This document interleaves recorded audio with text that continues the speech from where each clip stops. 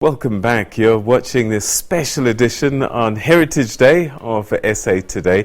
And this year's Heritage Day theme is celebrating South Africa's literary classics and indigenous languages. And to help us unpack this, we're now joined in studio by City Press book critic and also a PhD candidate at Wits University, Manosa Nthunya. Thanks so much indeed for joining us. Welcome to the program. It's a pleasure to be here. So you've got the best job in the world, reading books for a living. Certainly. I think most people would love to have the time to read, actually. Yeah. But it's not as pretty or as simple Especially as when you're reading books that you don't like. Well, not because of that, but because Yeah. I think a lot of our literature asks a lot of important questions Yeah. that have to do with our history, Yeah. where we are. So those are not often easy things to have to engage in, but it's nonetheless a privilege to be Yeah. able to read and ask those questions. All right, so it's Heritage Day, and literacy and language in particular is a very important aspect of this year's theme.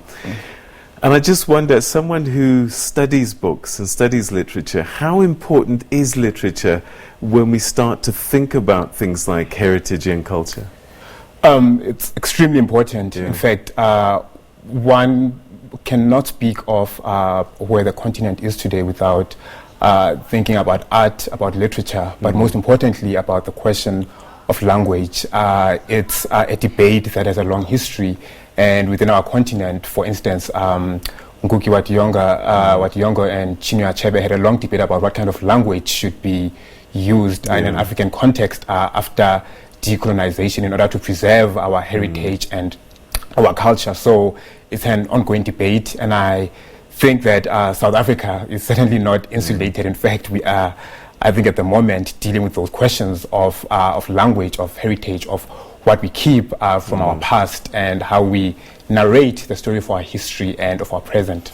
So, all the African cultures that I know across the continent, we have a history of storytelling, and it was mostly oral, that we spoke around firesides, mothers told children, and grandfathers often also shared the stories and histories of our people.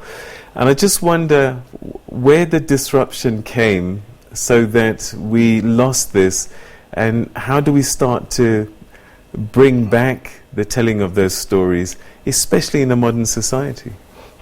Very important question. In fact, our poet laureate, Mongani Welisirote, often makes that remark to sort of say that in as much as today we valorize reading and writing, that it's important to remember that there are in fact different cultural forms, that literature or storytelling, like you said, was preserved in the continent, in South Africa as well. I think it would be easy to sort of say that it's of course a history of colonialism, and in the context of our country, a history of colonialism and apartheid, in which you are of course told that the ways in which you narrate your stories, you tell of your past, does not have legitimacy, and the only thing that has legitimacy is, let's say, something that is written. Of course, this does not mean that in African countries or in colonized countries there were no practice of writing before. They certainly were. However, there is a way in which colonialism sort of brings in one mode of narrating stories. Now, the question of how do we bring that back? I mean, I think it's it's also sort of a long question.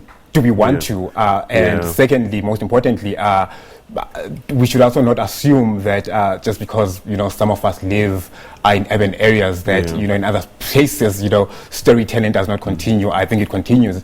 I think where I grew up, we were told stories before we sleep. So we.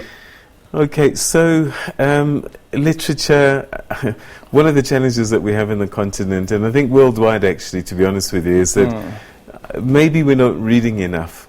And if we do we have access to the right kinds of books that are going to leave us enriched with our African heritage and African cultures?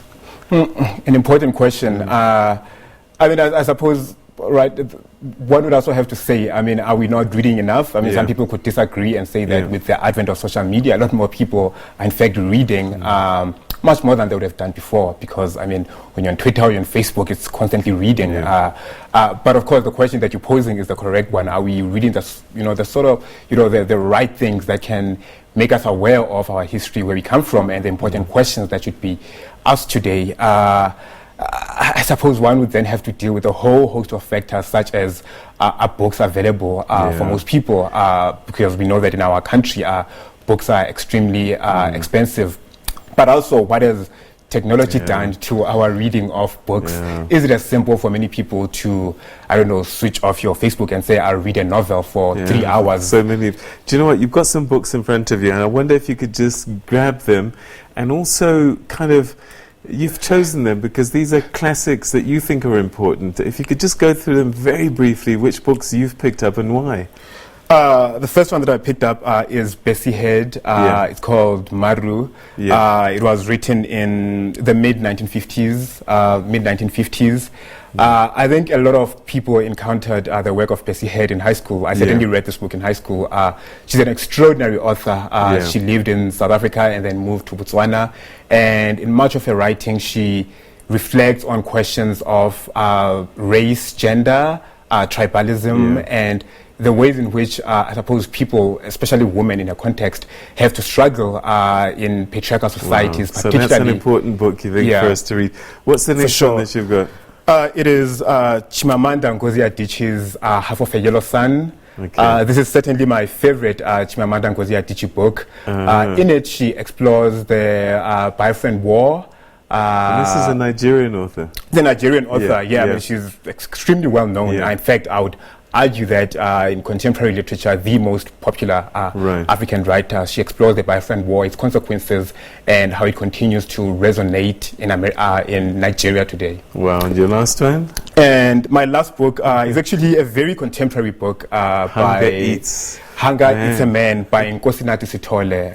He's actually a South African writer. I think he's based at the University of KwaZulu-Natal. He wrote this book exploring poverty in post-apartheid South Africa. Interestingly, he takes South African literature to the rural areas of South Africa to expose how people are living there. I think this will certainly go down as one of the best books in South Africa. You know, I've run out of time and I wish I had more, but if somebody wanted to start finding the right books, is there a website that they can say, or a search that they can put in to start them on the journey of getting some good African written books? Well, I mean, the nice thing about Google is that you can simply go to Google and say African literature, and it will give you, tons of books and options. But also, I would encourage people to go to their local libraries, and because there is a whole host of really good books that are there, and check out what they have. Manosa, I think we're going to have to bring you back and have a proper chat here because it's such an important issue. Thank you so much for perhaps opening a page for somebody today that they start on this journey. Thanks so much indeed for your time. It's a pleasure. It was a pleasure. Right. Okay, so we'll talk a little bit more about books in the coming weeks. Certainly we'll make that something quite important.